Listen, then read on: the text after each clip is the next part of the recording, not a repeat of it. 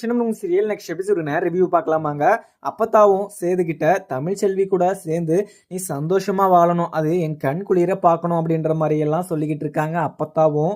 ஏன்னா இங்க ராஜாங்கம் இப்ப உயிரோடு இருக்காருன்னா அதுக்கு காரணம் தமிழ்ச்செல்வி தான் அப்படின்ற மாதிரி அப்பத்தாவுமே முன்னாடியே சொல்லிட்டு இருக்காங்க. இதெல்லாம் கேட்டு சேதுக்குமே தமிழ்ச்செல்வி மேல கொஞ்சம் அன்பு அதிகமாக தான் செய்யுது. அதுக்கப்புறம் அப்பத்தாவும் இப்போ அந்த ஆபத்தான காட்டுக்குள்ள அவ உயிரை பணைய வச்சு 2 உயிரை பணைய வச்சு அங்கே இங்கே இருக்கிற எல்லாரையுமே காப்பாற்றணும் அப்படின்றதுனால அவள் அந்த ஆபத்தான காட்டுக்குள்ளே போயிட்டு அந்த மாத்து மருந்தை எடுத்துகிட்டு வந்து அவள் எவ்வளோ நல்ல மனசு இருந்தா அது மாதிரி ஒரு வேலையே செஞ்சிருப்பா. அவளை மாதிரி இங்கே யார் இருந்திருந்தாலுமே பண்ணியிருக்க மாட்டாங்க. இங்கே தமிழ்ச்செல்வி நம்ம குடும்பத்துக்கு எப்பவுமே நல்லது தான் நினச்சிக்கிட்டு இருக்கா. இந்த குடும்பத்தில் இருக்கிறவங்களே நம்மளுக்கு துரோகத்தை நினைக்கிற போது இந்த வீட்டுக்கு வந்த மருமக அவள் நம்ம வீட்டுக்கு நல்லது நினச்சிக்கிட்டு இருக்கா. அவளை நீ விவாகரத்து பண்ணிட்டு இந்த வீட்டை விட்டு துரத்திட்டு நீ நிம்மதியாக இருந்துருவியா, நீ மனசார சந்தோஷமா இந்த வீட்ல எல்லாம் நீ சந்தோஷமா இருப்பியா அப்படின்னு சொல்லிட்டு இங்க அப்பத்தாவுமே கேட்குறாங்க. அதுக்கப்புறம் இங்க சேதுவும் அப்பத்தா கேட்டது சொன்னதை கேட்டுட்டு அங்க சைலண்டா எழுந்துமே கிளம்பிடுறாங்க. அதுக்கப்புறம் தமிழ்ச்செல்விய மனசுக்குள்ளேயே யோசிச்சு பார்க்குறாங்க. தமிழ்ச்செல்வி அவங்க குடும்பத்துக்கு எவ்வளவோ நல்லது பார்த்துருக்காங்க. அதெல்லாம் நினச்சி பார்த்து தமிழ்ச்செல்வியை பேசாமல் நம்ம ஏற்றுக்கிட்டா என்ன அப்படின்ற ஒரு மைண்ட் செட்டுக்குமே வந்துடுறாரு சேதுவும். அதுக்கப்புறம் சேதுவும் வெளியே வரவும் அதுக்கப்புறம் அப்பத்தா உள்ளே கூப்பிட்டு சேது அப்படின்னு சொல்லிட்டு கூப்பிடுறாங்க. சொல்லு பார்த்தா அப்படின்னு சொல்லிட்டு சொல்கிறாங்க. அதுவும் இல்லாமல் இன்னொரு உண்மையை நான் உங்ககிட்ட இருந்து மறைச்சி வச்சுருக்கேன். அதுவும் இல்லாமல் தமிழ்ச்செல்விக்கு கூட இந்த உண்மை தெரியாது. இந்த விஷயத்த நான் உங்ககிட்ட சொல்கிறேன். அதுக்கப்புறம் நீ தமிழ்ச்செல்வி கூட சேர்ந்து வாழ்கிறதும் வாழாதும் முடிவு அப்படின்னு சொல்லிட்டு அப்பத்தா சொல்லிடுறாங்க. நானும் தமிழ்ச்செல்வி வசந்தி இங்கே தமிழ்ச்செல்வி எங்கள் அம்மா 3 பேருமே போயிட்டு இருந்தோம் அங்கே ஹாஸ்பிட்டலுக்கு. அங்கே ஹாஸ்பிட்டலில் அவள் வயிற்றில் வளர்கிற குழந்தை நல்லா ஆரோக்கியமாக இருக்குது அப்படின்றது தான் அங்கே தமிழ்ச்செல்விக்கு தெரியும். ஆனால் அவள் வயிற்றில் ரெட்டை குழந்தை இருக்குது அப்படின்றது எனக்கும் இங்கே வசந்திக்கு மட்டும்தான் தெரியும். இந்த விஷயத்த நான் முன்னாடியே உங்ககிட்ட சொல்லலாம் அப்படின்னு சொல்லிட்டு நினச்சேன். ஆனால் இந்த விஷயத்த உங்ககிட்ட சொல்லிட்டு இருந்தா கூட நீ அவன் மேலே பரிதாபம் பார்த்து அவ கூட சேர்ந்து வாழ்ந்துருக்க மாட்டேன்.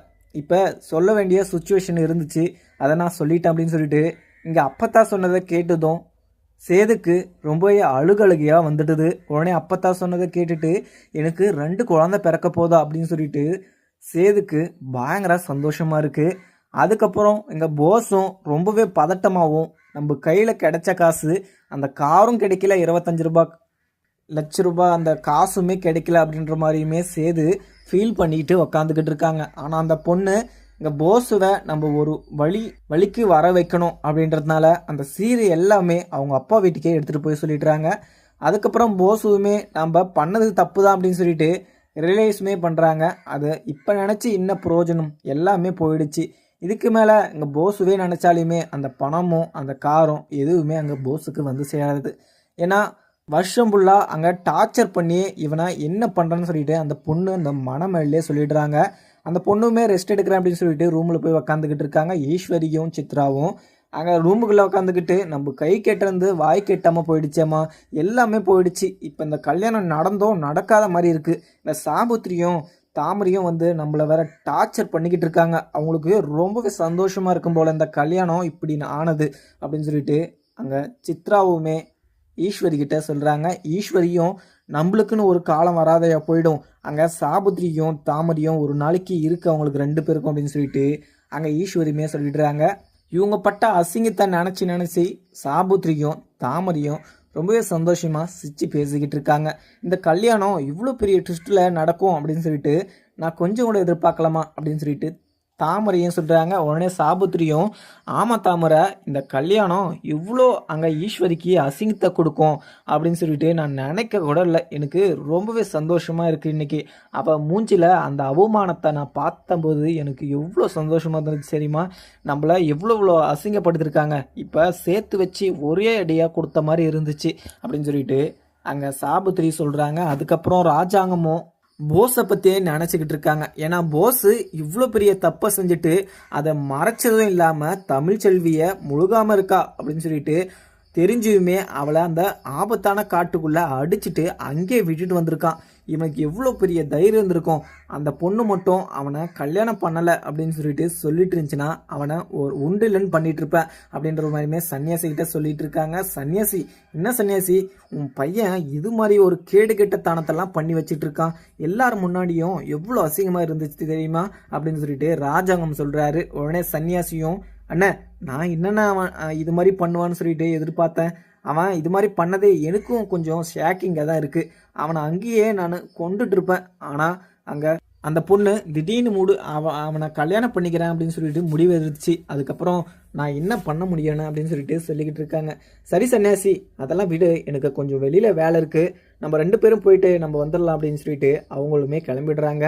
எங்கள் அப்பத்தா சொன்னதை கேட்டு சேது ரொம்பவே சந்தோஷத்தில் ஆனந்த கண்ணீர் விட்டுட்டு அங்கே கெஸ்ட் ஹவுஸுக்குமே போயிடுறாங்க.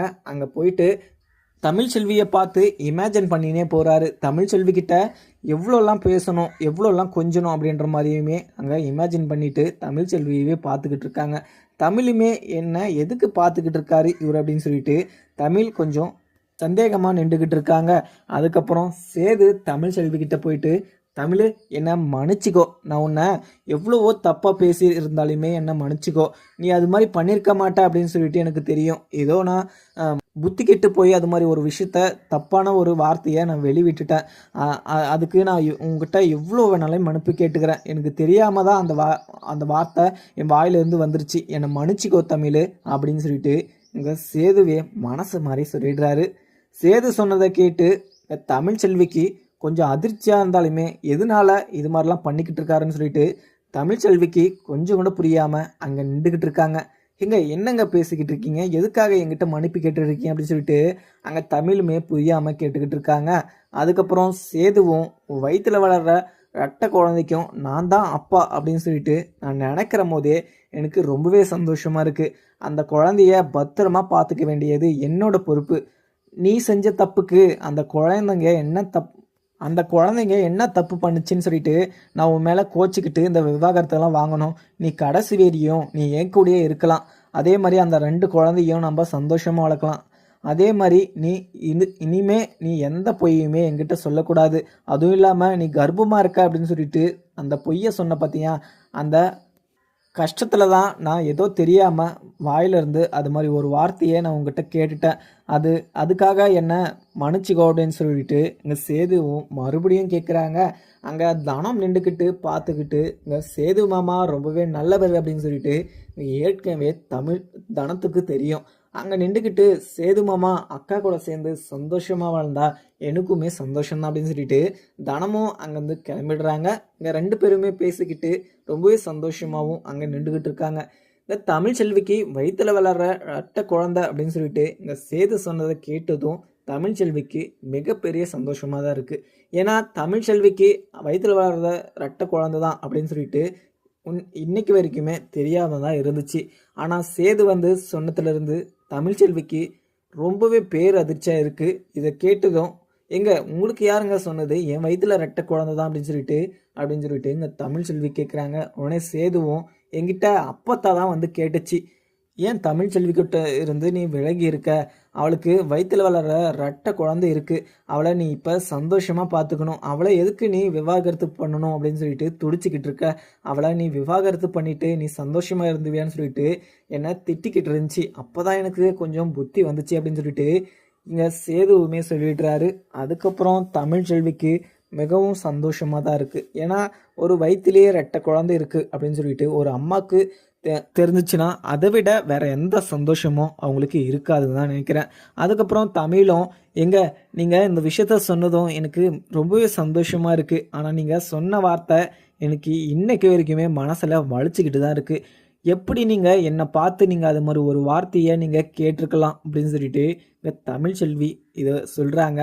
இதை கேட்டு சேதுவும், நான் தான் சொல்லிட்டேன், அது தெரியாமல் ஏதோ நான் வாய் தவறி சொல்லிட்டேன், என்னை மன்னிச்சிக்கோன்னு நான் எத்தனை டைம் உங்ககிட்ட மன்னிப்பு கேட்குறது, இதுக்கு மேலேயும் நான் என்ன சொல்கிறதுன்னு எனக்கு தெரியல, இதுக்கு மேலே நீ என்ன முடிவு எடுத்தாலுமே நான் அதுக்கு சமாதானப்படுறேன் அப்படின்னு அங்கே சேதுவுமே கிளம்பிடுறாரு.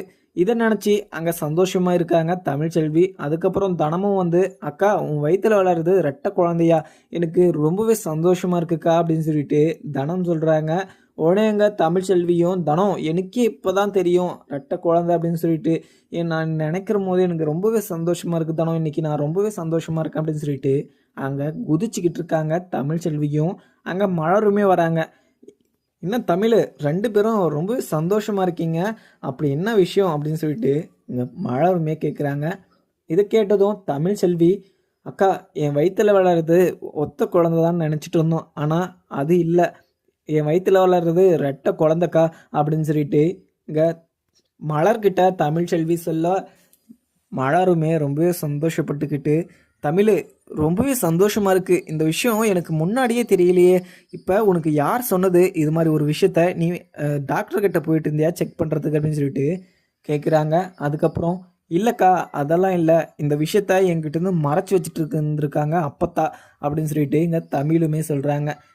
அதுக்கப்புறம் மலருமே, சரி ஏதோ ஒன்று, நீ சந்தோஷமாக இருந்தால் எனக்கு அதுவே போதும், சேது மாமா உன் கூட சேர்ந்து வாழணும் அப்படின்னு சொல்லிட்டு என் மனசில் நினச்சிக்கிட்டு இருக்கேன், அது நீங்கள் ரெண்டு பேரும் சேர்ந்து சந்தோஷமாக வாழணும், நீ அவர் மேலே ஏதோ தெரியாமல் அவர் அது மாதிரி திட்டாரு, நீயுமே அவரை கொஞ்சம் மனச்சி ஏற்றுக்கணும், அவர் உங்ககிட்ட வந்து இந்த மாதிரி விஷயத்த பேசினாரா அப்படின்னு சொல்லிட்டு கேட்குறாங்க. அவர் தான் எனக்கு இந்த விஷயத்தவே சொன்னது அப்படின்னு சொல்லிட்டு தமிழ்ச்செல்வி சொல்கிறாங்க. அதுக்கப்புறம் மலருமே, சரி தமிழ், நீ அதெல்லாம் நினச்சிக்கிட்டு இருக்காத, நீ அவருமே கோவமாக இருக்காரு அப்படின்னு சொல்லிட்டு நினச்சிக்கிட்டு நீ விவாகரத்து மட்டும் வாங்கிறாத, ஏன்னா சேதுவமா ரொம்பவே நல்லவர், வெளியில் கோவமாக காட்டிக்கிட்டாலுமே மனசில் உன் மேலே ரொம்பவே பாசம் வச்சுக்கிட்டு இருக்காரு, உனக்காக என்னென்னமோ பண்ணுறாரு, வயிற்றில் வளர குழந்தைக்காகவும் உனக்காகவும் அவர் மனசில் என்றைக்குமே இடம் இருக்கும் அப்படின்னு சொல்லிட்டு மலருமே சொல்லிடுறாங்க. தமிழ்ச்செல்வியும், அக்கா நீங்கள் சொல்லலைனாலுமே அவரோட மனசு எனக்குமே புரியும், அவரோட மனசு குழந்தை போல, அது எனக்கு முன்னாடியே தெரியும், ஆனால் அவர் வாய் தவறி அந்த வார்த்தையை விட்டது எனக்கு இன்னைக்கு வரைக்கும் மனசில் குத்திக்கிட்டே இருக்குது, என் மனசில் அந்த விஷயம் மட்டும் மறக்கவே மறக்காது, அவர் என்னை பார்த்து அது மாதிரி ஒரு விஷயத்த கேட்டிருக்கக்கூடாது, அது மாதிரி கேட்டுட்டாரு, ஆனால் இப்போ மன்னிச்சு ஏற்றுக்கணும் அப்படின்னு சொல்லிட்டு என் மனசு தோணுது, ஆனால் அவருமே என்கிட்ட வந்து மன்னிப்புமே கேட்டுட்டாரு, இப்படி மன்னிப்பு கேட்டதும் எனக்கு இப்போ அதை மறக்க கூட முடியாது, ஆனால் ஒரு இந்த குழந்தைக்காக நான் அவரை ஏற்றுக்கிட்டு தான் ஆகணும் அப்படின்ற மாதிரி அங்கே தமிழுமே சொல்லிடுறாங்க. ஏன்னாங்க ராஜாங்கம் 1 கோடி கொடுக்குறேன் அப்படின்னு சொல்லிட்டு எங்கள் தமிழ்கிட்ட சொன்னதும், ஆனால் தமிழ் பெருந்தன்மையாக அந்த பணம் எனக்கு வேணாம், நீங்கள் தான் பெருசு அப்படின்ற மாதிரி சொல்லிடுறாங்க. ராஜாங்கத்துக்கும் தமிழ் மேலே கொஞ்சம் மரியாதை இருக்குது, ஏன்னா தமிழ்கிட்ட வந்து தமிழை நீ செஞ்சது மிகப்பெரிய ஒரு நல்ல விஷயம், நீ என்னை காப்பாற்றிருக்க அப்படின்னு சொல்லிட்டு நான் நினைக்கிற போது ரொம்பவே சந்தோஷமாகவும் இருக்குது, நான் உனக்கு வாழ்க்கை பூரா கடமைப்பட்டிருக்கேன் அப்படின்ற மாதிரியுமே ராஜாங்கம் சொல்கிறத கேட்டது தமிழ்ச்செல்விக்கு கொஞ்சம் சந்தோஷமாக இருக்குது. மாமா நீங்கள் எதுக்கு இது மாதிரிலாம் சொல்லிக்கிட்டு இருக்கீங்க, உங்களை காப்பாற்ற வேண்டியது என்னோட கடமை, அந்த கடமையை தான் நான் செஞ்சுருக்கேன், இந்த காசுக்காகவோ இந்த பணத்துக்காகவோ தான் நான் உங்களை காப்பாற்றுறதுக்கு அந்த ஆபத்தான காட்டுக்குள்ளே போகல, நீங்கள் உங்களை நான் காப்பாற்றணும் அப்படின்னு சொல்லிட்டு என் மனசார தோணுச்சு, அதனால் நான் அந்த மாற்று மருந்தை எடுத்துகிட்டு வரதுக்கு போனேன், ஆனால் அங்கே போஸ் வந்து என்னை அடிச்சுட்டு அந்த மாற்று மருந்தை எடுத்துகிட்டு வரான்னு சொல்லிட்டு நான் கொஞ்சம் கூட எதிர்பார்க்கல, ஆனால் இவ்வளோ பெரிய தப்பு செஞ்சுட்டுமே அவன் இப்போ சந்தோஷமாக தான் இருக்கான், அதனால நான் எதுவுமே ஃபீல் பண்ண மாட்டான், அதனால நீங்கள் எனக்கு இந்த காசை கொடுக்கணும்னு அவசியமே இல்லை அப்படின்னு சொல்லிட்டு தமிழ்ச்செல்வியுமே சொல்லிடுறாங்க. சரி தமிழ், உன்னோட மனசு எனக்கு புரியும், அதே மாதிரி அப்பத்தான் ஒரு வார்த்தை சொல்லிட்டாங்க, அந்த பணம் உன்னோட அக்கௌண்ட்டில் தான் இருக்கும், உனக்கு என்னைக்கு அது யூஸ் ஆகுதோ அன்னைக்கு நீ எடுத்து தாராளமாக செலவு பண்ணலாம், இப்போ உனக்கு அந்த பணம் தேவையில்லை அப்படின்னு சொல்லிட்டு நீ நினைக்கலாம், ஆனால் பிற்காலத்துக்கு உனக்கு அந்த பணம் உதவும், அந்த பணம் நான் உனக்கு அந்த வேலையை செஞ்சதுக்காக கொடுக்கல, உன் மேலே வச்சுக்கிட்டு இருந்த மரியாதைக்காக கொடுக்குறேன் அப்படின்னு சொல்லிட்டு அங்கே ராஜாங்கமும் சொல்லிடுறாங்க. தமிழ்ச்செல்வியும் எதுவுமே சொல்லாமல் சைலண்டாகவும் ஆகிடுறாங்க. ஏன்னா அப்பத்தா சொல்கிறவா அப்பத்தாவுமே அந்த பணத்தை தமிழ்ச்செல்விக்கு தான் அது உரிமை இருக்குது அப்படின்னு சொல்லிட்டு தமிழ்ச்செல்வி அக்கௌண்ட்லேயே நான் கிரெடிட் பண்ணுறேன் அப்படின்ற மாதிரியுமே சொல்லிட்டு இருப்பாங்க. அங்கே அதை கேட்டு தமிழ்ச்செல்வியுமே சைலண்ட் ஆகிறாங்க. ஏன்னா எவ்வளோ தான் பேசினாலுமே அங்கே அந்த பணத்தை கொடுத்து தான் தீருவாங்க அப்படின்னு சொல்லிட்டு தமிழ்ச்செல்விக்கு தெரிஞ்சு சைலண்ட்டாகவும் ஆகிடுறாங்க. அதுக்கப்புறம் சேது மிகப்பெரிய சந்தோஷத்தில் தான் இருக்கார். ஏன்னா அங்கே தமிழ்ச்செல்வி வயிற்றுல ரெட்டை குழந்தை இருக்குது அப்படின்னு சொல்லிட்டு இங்கே அப்பத்தா சொன்னதுலேருந்தே தரையில் கால் நிற்காமல் இங்கே சேதுக்கு ரொம்பவே சந்தோஷமாக இருக்குது. உடனே இங்கே தமிழ்ச்செல்விக்கு நம்ம ஒரு நல்ல மெத்தை வாங்கி கொடுக்கணும், அவள் சாதாரண கட்டிலில் படுத்துக்கிட்டு இருக்கா, அவள் வயிற்றுல வளர்கிற ரெட்டை குழந்தைக்குமே நல்லா மெத்துன்னு இருக்கிற பஞ்சு மெத்தையை நம்ம வாங்கி கொடுக்கணும் அப்படின்னு சொல்லிட்டு உடனே அதை பர்ச்சேஸ் பண்ணுறதுக்காக கடைக்குமே கிளம்பிடுறாரு.